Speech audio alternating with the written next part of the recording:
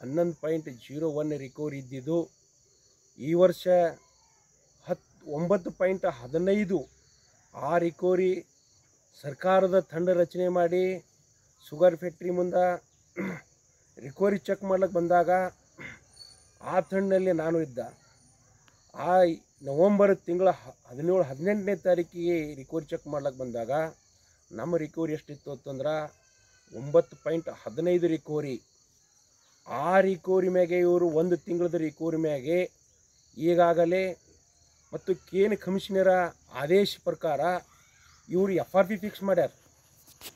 FRP ಅಂತಂದ್ರೆ ಪ್ರತಿ ತಿಂಗಳ ರಿಕವರಿ ಚೆಕ್ ಮಾಡಿದ್ಮ್ಯಾಗ ಆ ರಿಕವರಿ ಮ್ಯಾಗ ರೇಟ್ ಕೊಡ್ಬೇಕಂತೇಳಿ ಗೋರ್ಮೆಂಟ್ ಆದೇಶ ಮಾಡ್ಯಾರ.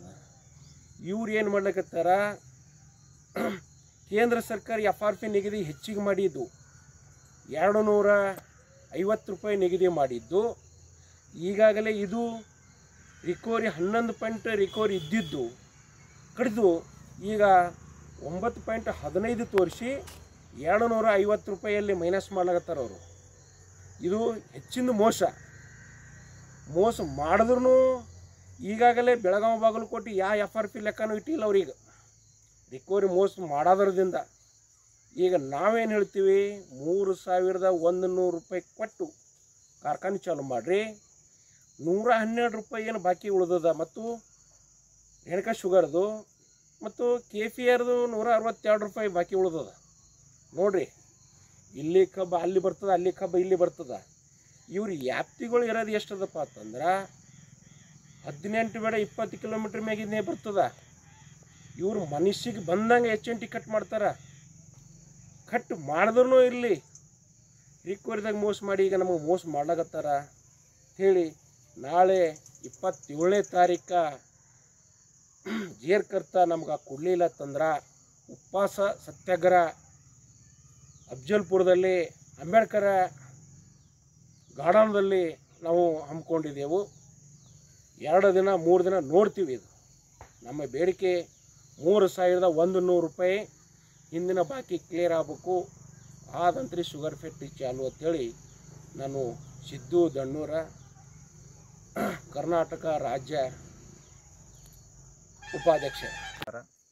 ಎಲ್ಲ ರೈತ ಬಾಂಧವರಲ್ಲಿ ತಿಳಿಸುವುದೇನೆಂದರೆ, ಈಗಾಗಲೇ ಸಕ್ಕರೆ ಕಾರ್ಖಾನೆಗಳು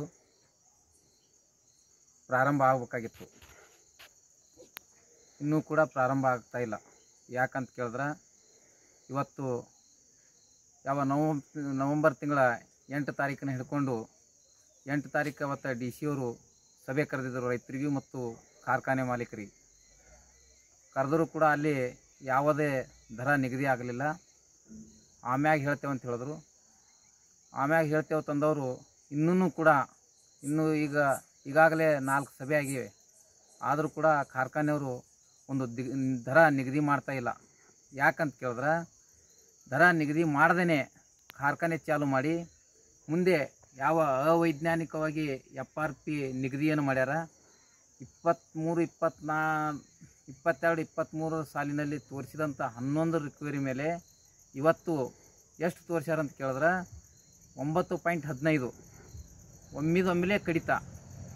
ಯಾಕಂತ ಕೇಳಿದ್ರೆ ನಿಮ್ಮ ಕಬ್ಬಿನಲ್ಲಿ ಸಕ್ಕರೆ ಅಂಶ ಇಲ್ಲ ಅಂತ ಹೇಳ್ತಾ ಇದ್ದಾರೆ. ನಮ್ಮ ಕಬ್ಬಿನಲ್ಲಿ ಸಕ್ಕರೆ ಅಂಶ ಇಲ್ಲ ಅನ್ನೋದಕ್ಕೆ ನಿಮ್ಮದು ಖಾತ್ರಿ ಏನಂತ ಕೇಳಿದ್ರೆ ಬರೀ ಒಂದು ಸಲ ರಿಕವರಿ ಚೆಕ್ ಮಾಡಿದ್ದಾರೆ, ಒಂದೇ ಒಂದು ಸಲ ನವಂಬರ್ ತಿಂಗಳಲ್ಲಿ. ಆ ನವಂಬರ್ ತಿಂಗಳಲ್ಲಿ ಒಂದೇ ಒಂದು ಸಲ ರಿಕವರಿ ಚೆಕ್ ಮಾಡಿದ್ದು ಅದು ಕೊನೆವರೆಗೆ ತೋರಿಸ್ತಾ ಇದ್ದಾರೆ. ಅದು ನಾವು ತಪ್ಪಂತ ರೈತ ಸಂಘದ ವತಿಯಿಂದ ಮತ್ತು ರೈತರು ಖಂಡಿಸ್ತಾ ಇದ್ದಾರೆ. ನೀವು ರಿಕವರಿ ತೋರಿಸಿದ ತಪ್ಪದ, ನಮ್ಮ ರಿಕವರಿ 11 ಪಾಯಿಂಟ್ ಮ್ಯಾಗ ಬರ್ತದೆ. ಆ 11 ಪಾಯಿಂಟ್ ಮ್ಯಾಗ ಹಿಡಿದು ದರ ನಿಗದಿ ಮಾಡ್ಬೇಕಂದಾಗ ಜಿಲ್ಲಾಧಿಕಾರಿಗಳು ಹೇಳಿದ್ರು, ನೋಡ್ರಿ ನೀವು ಯಾವ FRP ಅವೈಜ್ಞಾನಿಕವಾಗಿ ಅಂತ ಹೇಳಿ ರೈತರು ಹೇಳ್ತಾರೆ. ನೀವು ಎಲ್ಲ ಕಾರ್ಖಾನೆಯವರು ಒಂದು ದರ ನಿಗದಿ ಮಾಡಬೇಕು. ಯಾವುದಂತ ಕೇಳಿದ್ರೆ ಬೆಳಗಾವಿ ಬಾಗಲಕೋಟದಲ್ಲಿ ಈಗಾಗಲೇ 3100 ರೂಪಾಯಿ ಕೊಡ್ಲಿಕ್ಕತ್ತಾರ. ಅವ್ರ ರೈತರ ಬೇಡಿಕೆ ನೀವು ಈಡೇರಿಸ್ರಿ, ಹಿಂದಿನ ಬಾಕಿ ಹಣ ಕೊಡ್ರಿ, ಕೊಟ್ಟು ಕಾರ್ಖಾನೆ ಚಾಲು ಮಾಡಿರಿ. ನೀವು ಕಾರ್ಖಾನೆ ಚಾಲು ಮಾಡಲಿಲ್ಲ ಅಂದ್ರೆ ನಿಮ್ಮ ಕಾರ್ಖಾನೆ ಸೀಸ್ ಮಾಡ್ತೇವೆ ಅನ್ನೋವಂಥ ಮಾತು ಖಡಕ್ ವಾರ್ನಿಂಗ್ DC ಅವರು ಕೊಟ್ಟಿದ್ದಾರೆ. ಅದರಲ್ಲಿ ಜಿಲ್ಲಾಧಿಕಾರಿ ಒಳ್ಳೆಯ ರೈತರಿಗೆ ಒಂದು ಶುಭ ಸಂದೇಶ ಕೊಟ್ಟಿರ್ತಾರೆ ಅಂತ ನಾವು ಭಾವಿಸ್ತೇವೆ. ನಾವು ನಾವು ಹೇಳೋದೇನಿಷ್ಟೇ ರೈತ ಸಂಘದ ವತಿಯಿಂದ ಈ ವರ್ಷ ಕಬ್ಬಿನ ಬೆಳೆ ಕಮ್ಮದ, ಕಬ್ಬಿನ ಬೆಳೆ ಭಾಳ ಕಮ್ಮಿ ಇರುವುದರಿಂದ ನೀವು ಆತಂಕಪಟ್ಟು ಕಬ್ಬು ಹೋಗ್ತದೋ ಇಲ್ಲ ಅಂಥೇಳಿ ಕಟಾವು ಚಾಲು ಮಾಡಿಸ್ಬೇಡ್ರಿ. ಇನ್ನೂ ಒಂದು 15 ದಿವಸ ನೋಡಮ್ಮ, 15 ದಿವಸ ಆದ ನಂತರ ನಾವು ಸರ್ಕಾರಕ್ಕೆ ಹೇಳಕತ್ತೀವಿ ಈಗಾಗಲೇ. ಅವರು ಒಂದು ವೇಳೆ ಕಾರ್ಖಾನೆಯವರು ರೇಟಿಗೆ ಒಪ್ಪಲಿಲ್ಲ ಅಂದ್ರೆ ಆ ಕಾರ್ಖಾನೆಗಳನ್ನು ಸರ್ಕಾರ ವಶಕ್ಕೆ ತಗೊಂಡು ಸರ್ಕಾರೇ ನಿಂತು ಕಾರ್ಖಾನೆ ಕಬ್ಬು ನುಡಿಸುವಂಥ ವ್ಯವಸ್ಥೆ ಮಾಡಬೇಕು, ರೈತರಿಗೆ ಅನುಕೂಲ ಮಾಡಿಕೊಡ್ಬೇಕು. ಮತ್ತು ನಮ್ಮ ತಾಲೂಕಿನ MLA ಅವರು ಮತ್ತು ಜಿಲ್ಲಾ ಉಸ್ತುವಾರಿ ಮಂತ್ರಿಗಳು ಬಹಳ ಒಂದು ರೈತರಿಗೆ ಮುತುವರ್ಜಿ ವಹಿಸಿ ಒಂದು ರೈತರಿಗೆ ಗುಲ್ಬರ್ಗ ಜಿಲ್ಲೆಯ ರೈತರಿಗೆ ಅನ್ಯಾಯ ಆಗ್ತಾಯಿದೆ. ಆ ಅನ್ಯಾಯ ಆಗ್ಬಿಡ್ಲಾರ್ದಂಗೆ ತಾವು ಒಂದು ಕಾರ್ಖಾನೆಯವರಿಗೆ ಖಂಡಿಸ್ಬೇಕು. ಒಂದು ಒಳ್ಳೆಯ ರೇಟ್ ಇಸ್ಬಿಟ್ಟು ಮತ್ತು ಹಿಂದಿನ ಬಾಕಿ ಹಣ ಕೊಡಿಸಿ ಕಾರ್ಖಾನೆ ಪ್ರಾರಂಭ ಮಾಡಿಸ್ಬೇಕು. ಅವರು ಒಪ್ಕೊಳ್ಳಿಲ್ಲಂದ್ರೆ ಸರ್ಕಾರ ವಶಕ್ಕೆ ಕಾರ್ಖಾನೆ ತಗೋಬೇಕು. ಮುಂದಿನ ದಿನಮಾನದಲ್ಲಿ ಸರ್ಕಾರ ಕಾರ್ಖಾನೆ ನಡೆಸಬೇಕು. ಒಂದು ರೈತರಿಗೆ ಅನುಕೂಲ ಆಗ್ತದೆ ಅಂತ ನಾನು ಹೇಳ ಬಯಸ್ತೀನಿ. ಯಾರೂ ರೈತರು ಕಬ್ಬು ಕಟಾವು ಮಾಡಬೇಡ್ರಿ. ಇನ್ನೂ 15 ದಿನ ನೋಡೋಣ, ಕಾಯೋಣ. ಆದ ನಂತರ ಈ ವರ್ಷ ಕಬ್ಬು ಕಡಿಮೆ ಇದೆ. ಎಲ್ಲ ಕಾರ್ಖಾನೆಯವರು ಇಲ್ಲಿ ನಮ್ಮ ಕರ್ನಾಟಕದಲ್ಲಿ ಬಂದು ಕಬ್ಬು ಒಯ್ತಾರೆ. ಮಹಾರಾಷ್ಟ್ರದವ್ರು ಈಗಾಗಲೇ ರೇಟ್ ಫಿಕ್ಸ್ ಮಾಡಿದ್ದಾರೆ 3500. ಅವು ಗಾಡಿಗಳು ನಮ್ಮ ಫೋನ್ ಹಚ್ಚಲ್ಕತ್ತಾರೆ, ನಾವು ನಿಮ್ಮ ಬಲ್ಲಿ ಬರ್ತೇವ್ರಿ ಕಬ್ಬು ನಮಗೆ ಕೊಡ್ರಿ ಅಂತಂದಾಗ ನಾವು ನಮ್ಮಲ್ಲೇ ಈಗ 2, 3, 4 ಕಾರ್ಖಾನೆ ಅದಾವ್ರಿ, ಹಂಗೆ ಮಾಡ್ಲಿಕ್ಕೆ ಬರ್ಲತ್ತಂದಾಗ ಅವರು ಇಲ್ಲರಿ ನಮಗೂ ಕುಡ್ದು ನಾವು ಯಾವ ಜೈಹಿಂದ್ ಆಗಿರ್ಬೋದು, ಸಿದ್ದೇಶ್ವರ ಕಾರ್ಖಾನೆ ಆಗಿರ್ಬೋದು, ಎಲ್ಲ ಕಾರ್ಖಾನೆಯವರು ಈಗ ಲಿಂಕ್ದಾಗ ಇದ್ದಿದ್ದೆವು. ತಾವು ದಯವಿಟ್ಟು ಯಾರೂ ರೈತರು ಆತಂಕಪಟ್ಟು ಕಬ್ಬು ಕಟಾವು ಮಾಡಬೇಡ್ರಿ. ನಮ್ಮ ರೈತರಲ್ಲೇ ಜಗಳ ಹಚ್ಚುವಂಥ ಇದು ಹುನ್ನಾರ ಕಾರ್ಖಾನೆಯವ್ರು ಮಾಡ್ತಾರೆ.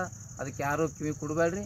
ಒಂದು ವೇಳೆ ಅದು ಮೀರಿ ಯಾವುದೇ ಕಾರ್ಖಾನೆ ಮಾಲೀಕರು ಕಬ್ಬು ಕಡಿಸಿ ತಾವು ಚಾಲೂ ಮಾಡಿದ್ರು ನಾವು 27ರಂದು ಯಾವ ಅಫ್ಜಲ್ಪುರ ತಾಲೂಕಿನಲ್ಲಿ ಉಪವಾಸ ಧರಣಿ ಸತ್ಯಾಗ್ರಹ ಹಮ್ಮಿಕೋಬೇಕಂತ ವಿಚಾರ ಮಾಡಿದೆವು.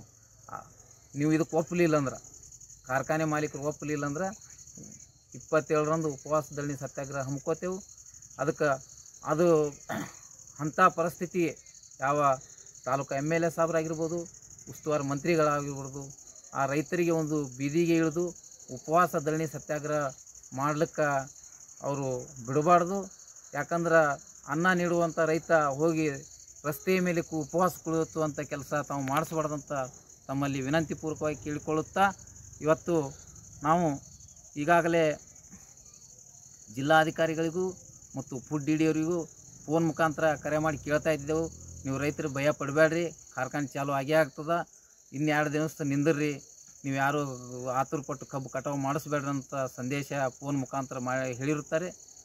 ನಾವು ಜಿಲ್ಲಾಧಿಕಾರಿಗಳು ಒಳ್ಳೆಯ ನಮಗೆ ರೇಟ್ ಇಸ್ಬಿಡ್ತಾರೆ ಅನ್ನೋ ಭರವಸೆ ಕೂಡ ಇದೆ.